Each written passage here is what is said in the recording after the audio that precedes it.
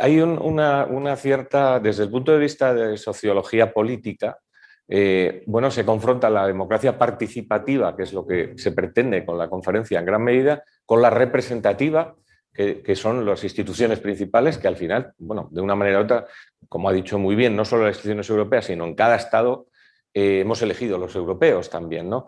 Esa doble legitimidad, ¿cómo puede jugar en la conferencia? Porque evidentemente van a salir cosas de la participación que obligarán a los representantes políticos a tomar ciertas decisiones. ¿Cómo podemos jugar eso? ¿Qué legitimidad, qué grado de legitimidad se le puede conceder a esa participación para el proceso de reformas que podrían provocar?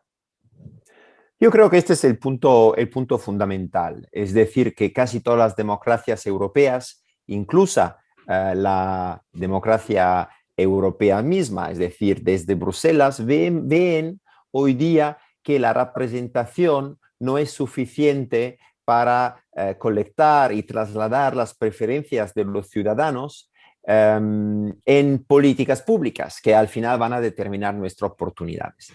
Entonces hay la necesidad de activar la otra forma de democracia, que es la democracia participativa, que permite a los ciudadanos europeos, a las empresas, a cualquier otro actor de la sociedad, de comunicar su necesidad y su preferencia en el espacio que existe entre una elección y la otra.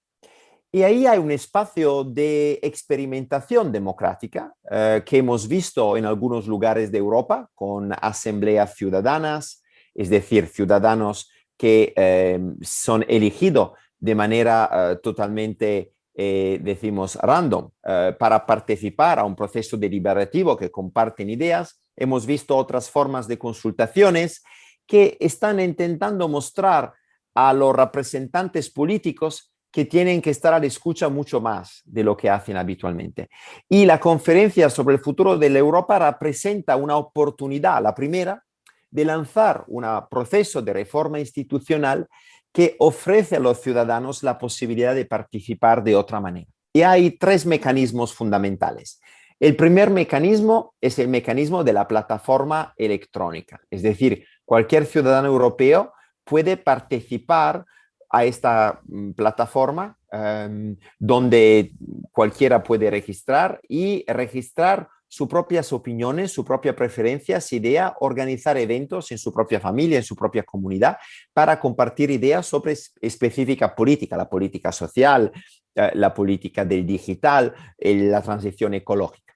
El segundo momento de la conferencia, y también participativo, es lo de las asambleas ciudadanas. Se van a planear 4 asambleas, una en Florencia, a la cual participaré yo mismo como observador, una en Bruselas, las otras 2 no sabemos todavía, pero van a ser oportunidades por alrededor de 200 ciudadanos de deliberar sobre temas específicos, van a ser temas distintos, que fornirán unas ideas y propuestas nuevas, en principio, al nivel tercero, que es la plenaria. La plenaria de las conferencias, donde se verán políticos nacionales, diputados, senadores, europarlamentares y también representantes de la sociedad civil. Y los ciudadanos tendrán la posibilidad de ofrecer estas propuestas. Es exactamente el mecanismo parecido que en Francia se ha adoptado durante el Gran Debate y durante la convención que ha debatido del clima, y hemos visto que la dificultad principal de un punto de vista metodológico y democrático es cómo trasladar estas propuestas que van a venir del bajo en políticas públicas. En cuál medida los representantes políticos que son electos Claro. Tienen obligación de escuchar y de ofrecer un seguido a este tipo de input que son de los ciudadanos. En Francia no ha funcionado muy bien, ha sido bastante un fracaso porque había una expectativa que la mayoría de las propuestas se pudieran transformar en políticas y así no ha sido. ¿En cuál medida la experiencia europea podrá ser diferente? En realidad hay muchas complicaciones porque los ciudadanos hablan 23 idiomas distintos, entonces hay una dimensión transnacional, tienen una perspectiva que está muy marcada por el contexto político, cultural, administrativo de origen. Entonces, es un experimento hasta más importante de lo que hemos vivido en distintas regiones de Europa. Y yo creo que merece la pena tomar este riesgo. La Unión Europea necesita nuevas ideas, necesita nuevas dinámicas de poder. Entonces, yo creo que esta va a ofrecer una oportunidad a todos y a la Unión Europea misma de crecer y transformarse. Otra de las cuestiones importantes respecto a la conferencia es cómo deben presentarse las conclusiones, es decir, a dónde llevan esas conclusiones. Hay gente que plantea que a partir de ahí se debe convocar una convención, una nueva convención, que incluso aborde la reforma del tratado a raíz de las conclusiones de la conferencia. Otra gente simplemente dice que se tiene que hacer, por decirlo de alguna manera, un relatorio de las conclusiones.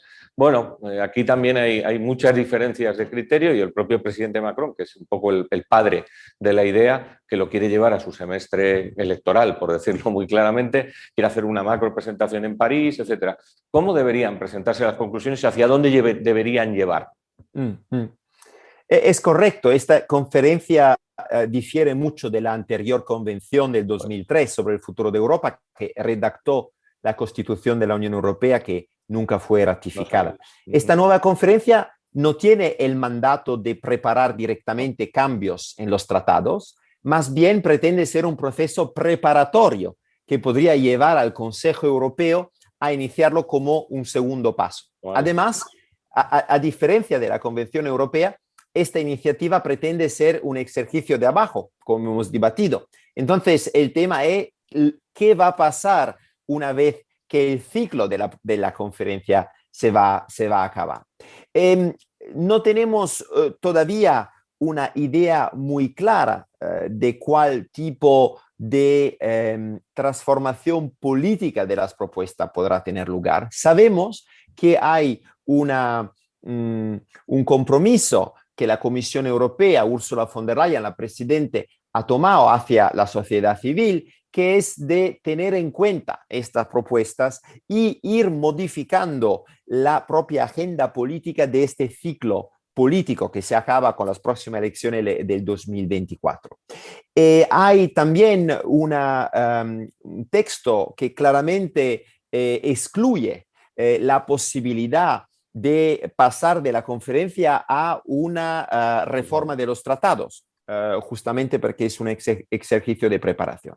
Mi propia opinión es que esta conferencia probablemente se va a transformar en un proceso muy lento que va a incluir nuevas ideas, nuevas propuestas, nuevas dinámicas de poder que inevitablemente irán a alimentar los programas de los partidos políticos en el 2024, en las próximas elecciones, y posiblemente podrán dar lugar a la convocación de una conferencia encargada de abrir la Constitución, de abrir los tratados y ir hacia una reforma. Al mismo tiempo, tenemos que reconocer que este momento histórico, donde hay fuertes divisiones entre el este, el oeste de la Unión Europea sobre temas del Estado de Derecho, entre el norte y el sur, con referencia al plan de resiliencia COVID, podría no ser el momento ideal para abrir los tratados europeos, porque el riesgo es que haya una fuerte demanda de renacionalización de competencias que hoy día pertenecen en parte a la Unión Europea y en parte a los Estados miembros y que podrían ser de vuelta a los Estados miembros. Entonces, esto es un riesgo político por quien cree que el proceso de la Unión Europea es un proceso casi irreversible que tiene que seguir hacia más integración y no menos integración. Entonces, es una cuestión que seguirá abierta, creo, hasta el último minuto de esta conferencia. Sabemos también que no hay mucha apetencia política entre los Estados miembros. La mayoría de los Estados miembros no querían esta conferencia sobre el futuro de Europa, y sabemos también que las instituciones mismas, en particular el Consejo, que representa a los Estados, también la Comisión, no son muy entusiastas de este proceso, y paradójicamente los parlamentarios europeos, que en realidad viven la participación como una forma de competencia, son los únicos que están dispuestos a ofrecer la oportunidad a la sociedad civil, a los ciudadanos, de mover el status quo europeo en este particular momento histórico. Una última cuestión. Si tuviera que cifrar el éxito de la conferencia, ¿en qué lo centraría? ¿Cuál consideraría que podríamos decir que ha tenido éxito la conferencia? ¿Cómo? Hoy día los parámetros que se están utilizando miran mucho al número de ciudadanos, organizaciones que participarán a la plataforma. Yo creo que sería muy reduccionista pensar que hoy día es posible evaluar el éxito de esta conferencia mirando al número de las personas implicadas. Yo creo que van a ser bastante pocas, menos de las que habitualmente se involucran cuando hay una elección europea. Más de 250.000 personas fueron involucradas en el proceso electoral, decimos, la vez pasada, gracias al Parlamento Europeo y a su propio programa de comunicación. Yo creo que no vamos a llegar a 100.000 personas en esta plataforma, pero el verdadero parámetro para medir el éxito de esta conferencia va a ser la capacidad de las ideas y dinámicas que se van a abrir con esta conferencia. Por ejemplo, la posibilidad de tener asambleas ciudadanas que aconsejan, que acompañan el proceso decisional y la posibilidad que estas asambleas vayan siendo institucionalizadas. Es decir, que en los próximos años veremos una institución más, veremos una asamblea de ciudadanos de los 27 Estados miembros que podrán acompañar, aconsejar, deliberar el proceso decisional europeo. Yo creo que si llegamos a la integración de estas formas de innovaciones democráticas, como por ejemplo las asambleas ciudadanas, que podrían jugar también papel en el ámbito del budget, es decir, de la economía, cómo utilizamos los fondos europeos en el futuro, la conferencia habrá tenido un éxito mucho más importante que simplemente mirar a la posibilidad de un cambio del tratado que, como decía antes, podría no ser exactamente lo que Europa necesita en este momento.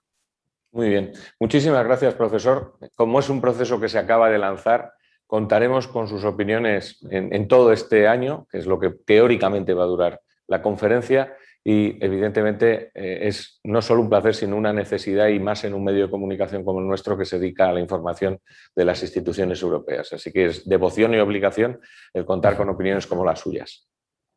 Muchísimas gracias. Ha sido un placer. Buen trabajo. Gracias.